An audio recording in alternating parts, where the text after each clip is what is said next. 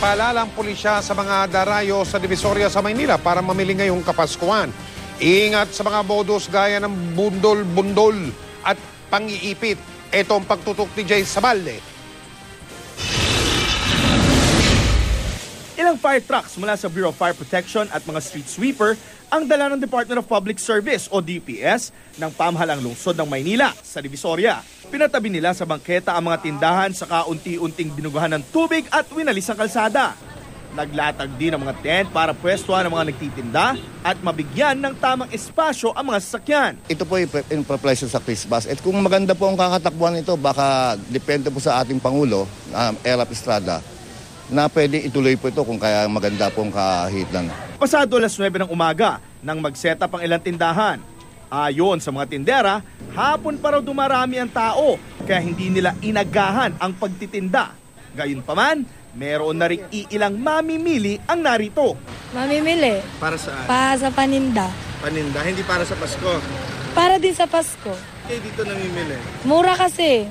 Mura tapos magaganda yung quality. Ayon sa isang tindero, noong November 30 ang araw na pinakamalakas ang benta.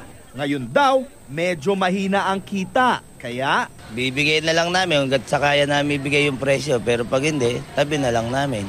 nahanap naman namin ang ilang tindahan sa nasunog na bahagi ng Divisoria kamakailan.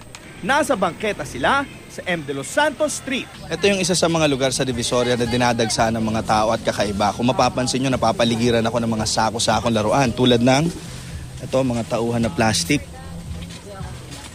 insekto, at yung paborito ko, pangil.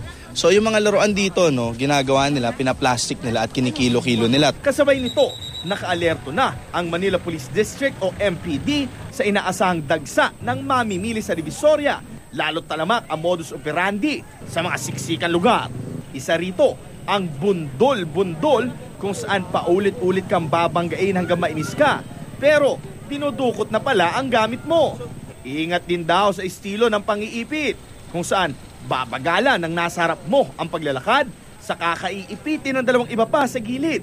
Dito na ngayon tatangkain mandukot ng isa pang kasabwat na nasa likuran. So far po, yung pagiging visible po ng tao natin is nagiging deterrent po para maging magdalawang isip sila na gumawa ng krimen kasi nakikita po nilang kapulisan po na rumoronda po dito sa area po ng Divisoria.